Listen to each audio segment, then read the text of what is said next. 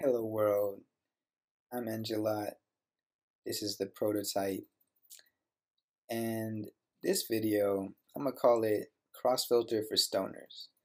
Now, I don't know that you've seen, of course, like the Java for Dummies, JavaScript for Dummies, all those things, right? I mean, they write these tutorials for supposedly dummies and anyone can understand it, right? Well, if this is crossfilter for stoners, then surely you'll be able to understand it.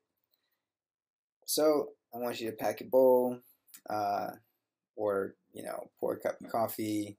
Do what you gotta do. This one might take a little bit, but I think we'll see some cool use of crossfilter. Hopefully, you can apply it to something. All right.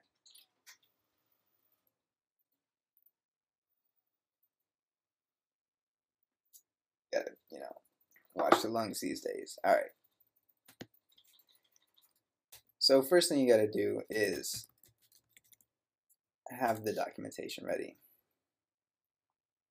Let's see, API reference.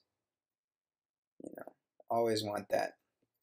Now, I've also forked crossfilter and merged in Jason Davies' custom filter branch. Now this is nice because you can write your own functions to filter stuff. I talked about this in one of my other videos. Let's see here, in I think the last mixtape.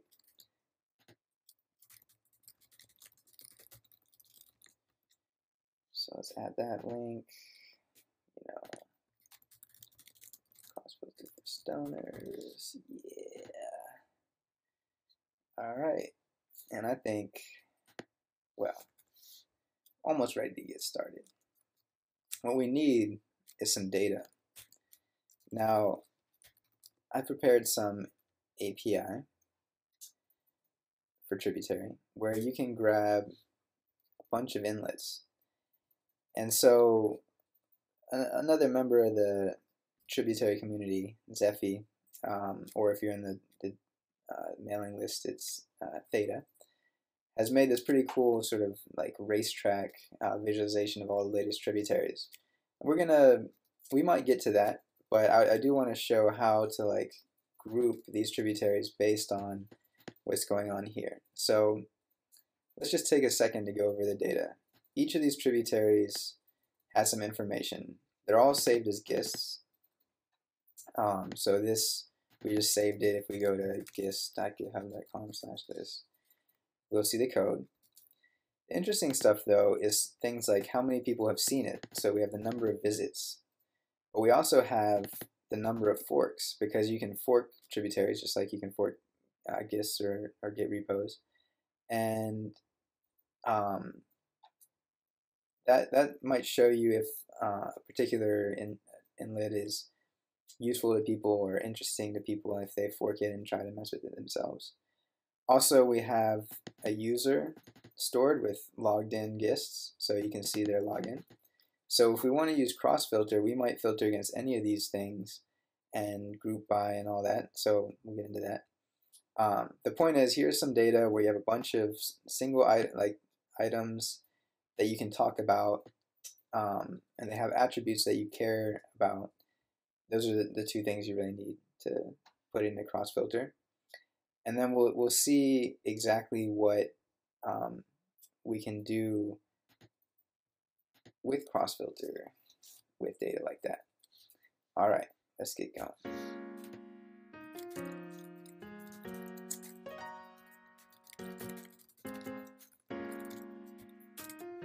Okay. All right, so first thing we need to do, well, let's just get crossfilter in here. Just make sure it's loaded up. It's there. Cool. I want to get the data. So I'm going to get this link. It's either error or response. So now on every keystroke though, this is going to hit up the API and get it. So what I really want to do is say this inlets, and then if not tributary.inlets, we call this. So if this isn't defined, it does this, and when it's done, we want to just say like I don't know, let's call this render. We'll render our chart. Otherwise, we're going to render. And so we need a function render. Now, it's a good idea to maybe separate your data from your presentation. So maybe I'll make an init data function, and I'll call that before doing this. And now, so this, keep in mind, in your application, you will be getting your data from the server somewhere and putting it into crossfilter, and you do that by adding records. And you only want to have this happen once if it's the same data, because crossfilter will just keep adding all these records to your list. Let's also make sure that we have this.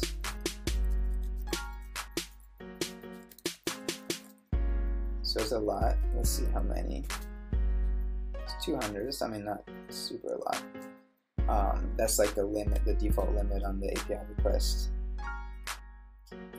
Okay, so we put 200 records in the crossfilter.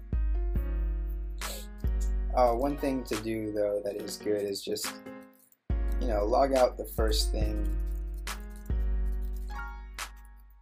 just the first element, so we can kind of inspect the schema, and from there we can decide what filters we want to see. Alright, and we can define the filters actually above where the data happens. So I'm gonna make one for visits. Let's see, so it's xf.dimension, sorry, not filter, dimension. And to define a dimension, we return d dot whatever it is we want to look at. So we want to look at visits. And we're also going to grab forks.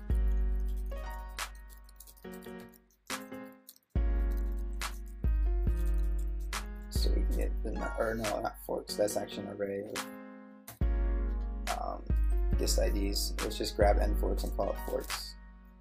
We'll get users,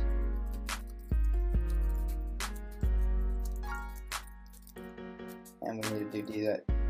Now the thing is, it's possible to have an anonymous gist. Most gists are, done by some user, but let's make this a multi-line one.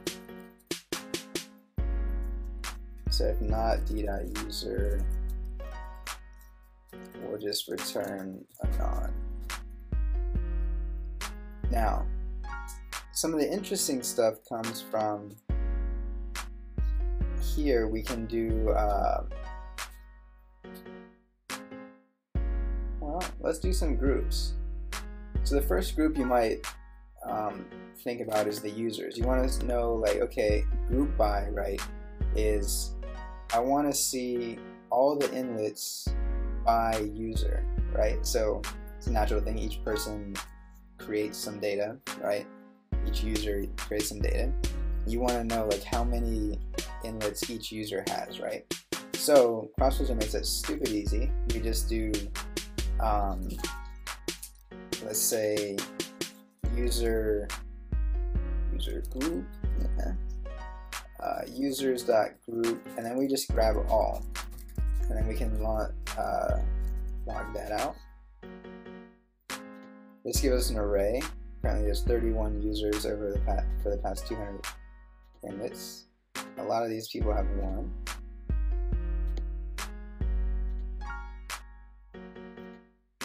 So this is just all the usernames, right? Oh, exactly, got a ton of them. It's a power user for show. What else did I do?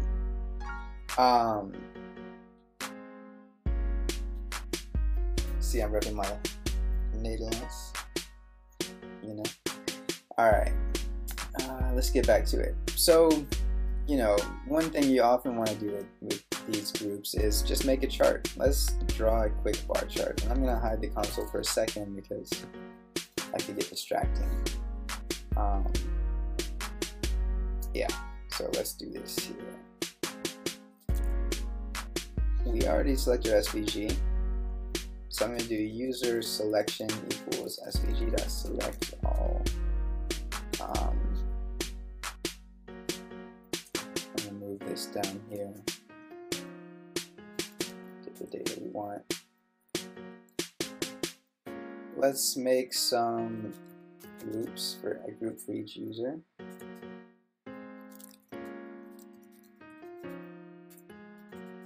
And then we'll enter this, append a G. I'm going to save all my selections. That's always makes things a lot easier. Because that means we can actually recall render. You'll see why that matters later. And let's give it a class user true g.user. Now let's append a text element for each one.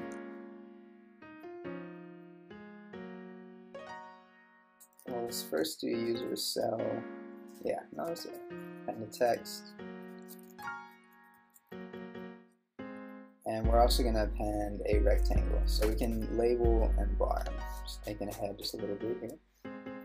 Maybe I should slow down a little bit. Let's see, so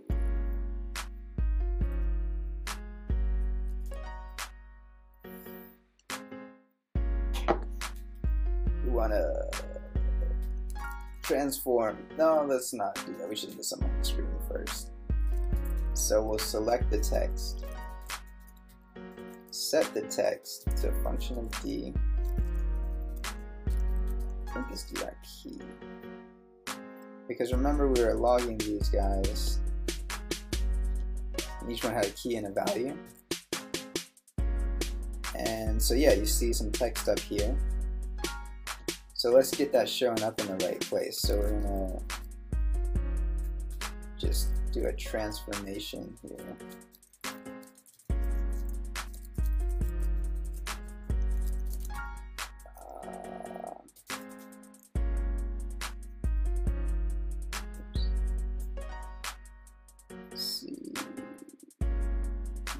Return.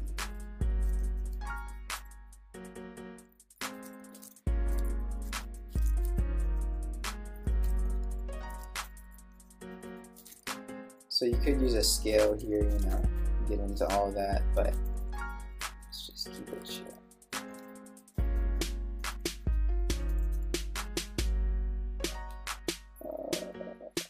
Let's see what's going on here. This function.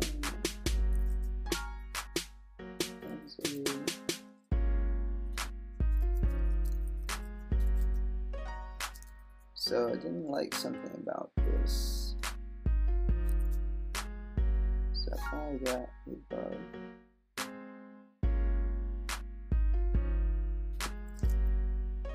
And this is real life, right? This is how it goes. Console that. Okay, so there's something wrong here.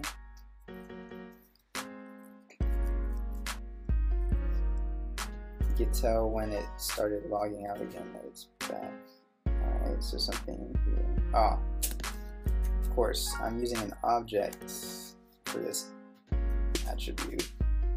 There we go. Hey guys. Alright. So let's space them out a little more, a little less. Where am I? I'm right here. Oh, what's up, Eric? Geo. Left you down here. Mikado over in London. What's going on, guys? EJ. Alright. Back to work. Here we go. So we got all our users here. Start styling a little bit. Style the fools. User. And we can say, is it text anchor start, or it's always different with D3, or I mean SVG text anchor. Yeah. Oh, I don't want it to start though. I want it to end. There we go. Move these guys over a little bit. One thing we can also do is, where's this user group? We can sort it, function A to B, and we can sort it on return A dot value less than B dot value.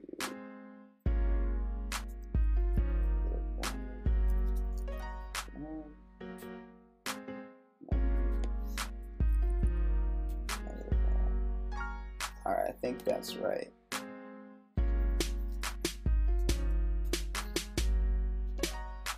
Yeah, that looks about right. We can also verify that, right? With this is a good habit to get into, just kind of make sure you know what's going on. But instead of seeing numbers right here, what we probably want to do is draw a bar chart, right? Do some visualization. So I'm going to select this rectangle, set some attributes here. Width is going to be a function. Well, it's going to make some scales. Scale.linear, domain, DPS, user group, function of D, sorry, D dot value,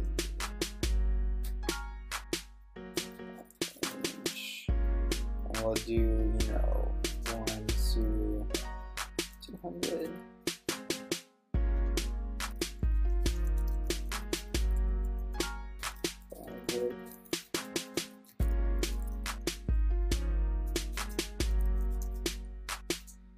Ew. Okay, that's right. The fonts, we're gonna have alignment. Well, I think this is one of those things you can style to. Alignment baseline.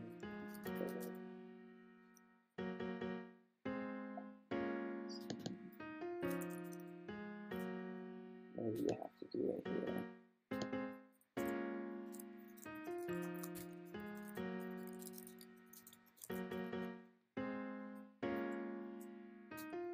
Yeah, I mean, so that way the font ends there. We can also make like the X of this like stick out a little bit. Let's do,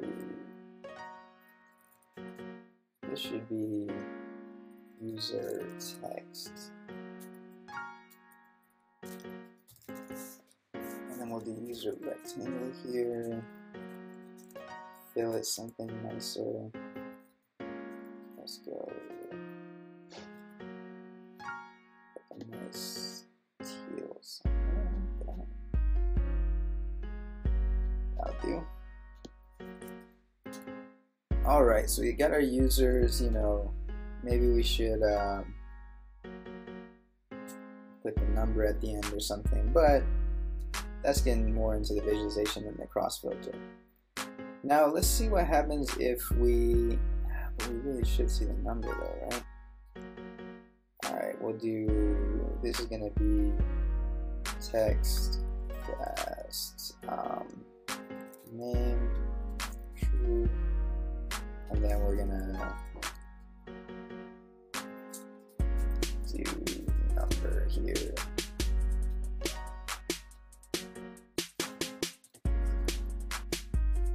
And do that, because you really want to see the number. Usually, I mean, that's a good database principle, right? But also, as we change this around, you're gonna just want to see what the different numbers are like. Okay, so this is going to be value, and we're going to set its dx to a function of d.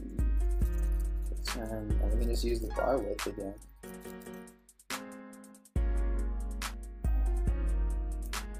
Alright. So it's just x.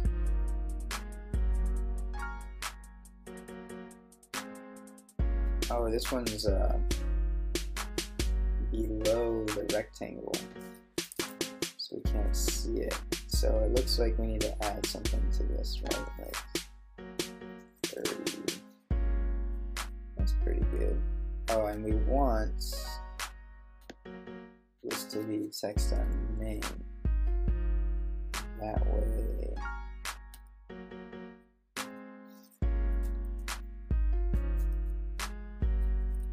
We'll do text.name. There we go. Now we got ourselves a little bar chart. We can make these guys more like. This is kind of bothersome, right?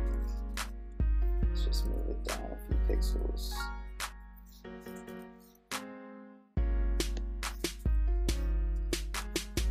Okay, so this is just the last 200 inlets. See these visits, or I mean, this is how many. Oh wow, inlets we made, right? But we're grouping on user. Now, what if we want to see, what else could we group on? There's been no anonymous. Pretty cool. Forks. Well, no, sorry. Grouping on users makes sense. What we want to do on the visits and the forks is filter.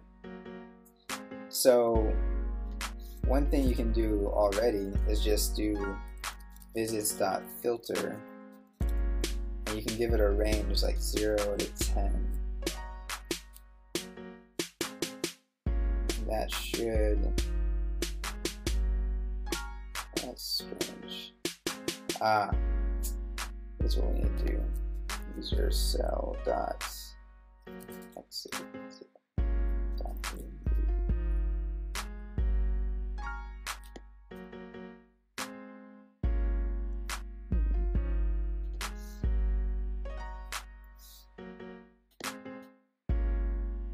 oh, right. Of course, this. Alright. What we are filtering on here. I was thinking, oh yeah, I'm filtering on these numbers, right? Why are these not? No, this is showing us all people who have had at least 10 visits to their inlet, are all inlets. So there's probably only a few users who have inlets that have had more than, let's say, 120. Oh no, this goes from 0. So let's do 100 to 120. Let's do like 1,000, because I'm pretty sure no one's gotten over 1,000. So we can bring this limit up until we find there's only a few inlets left. We bring it down, we see what this range is, like from 50 to 100. Getting more and more here, fewer. And of course, most of them come back as you get down to 0. You know, because you always have one visit, which is your own, and then if you refresh a couple times, you have a few more visits. But here we can get everyone. So we don't have to visit. Another thing that might be interesting to filter on is forks. So you, let's see here. So this should cover everyone. But what if, as I bring this up, there's several that have more than one fork. There's only a few that have more than 2. I don't think that changes anything. So 3 or more forks. Let's find the limit here. Oh, 4 is the limit. So these all have 3 forks. So what we're doing is we're filtering on different dimensions. That changes our grouping, right? What else can we do? We could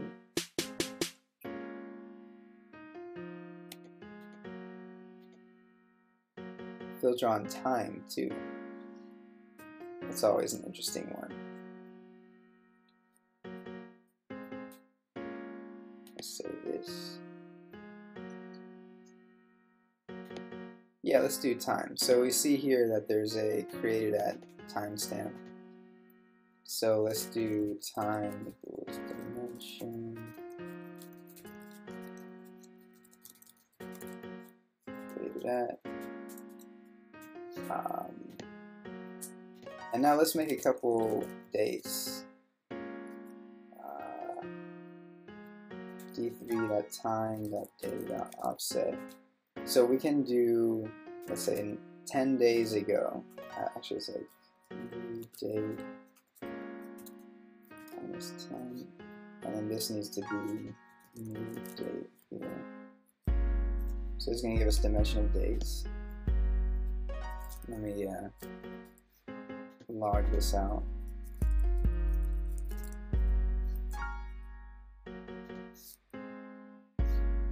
Wednesday the 23rd is 10 days ago. Cool. And we'll make an end here. And we'll just offset this 0 days. So now we can see all the GIFs or inlets created between start and end. And so as we get closer, there'll be fewer and fewer made in the last 1 day. Zeffy and I, most active here. But we got a few more made. This guy made 4. 3 here in the last 2 days. It's pretty cool. See, oh, that's not really cool. 0. Yeah, so more and more added as you go further back in time. Alright, so we're filtering on time here. Let's save that too. Oh, yeah. Now, let's take a look at something. This could be interesting. So we need to find some that have, why does that not have any forks? Oh, right. The aggregation script runs every 15 minutes to get the forks, but let's find, I don't know, like the 10th one should have n fork 0. So the ones, let's go through and log out. Stop logging this out. Let's do tributary.inlets.for each function. If d.forks or n forks greater than 0. Let's look at that. d.forks. So we got a couple objects here.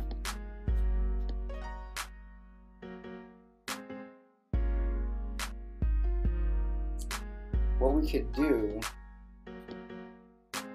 is group by the GIS in here. Could we do that?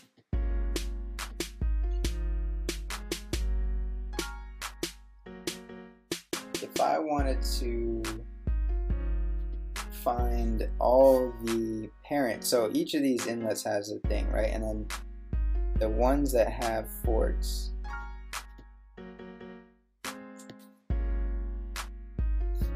well, you know what?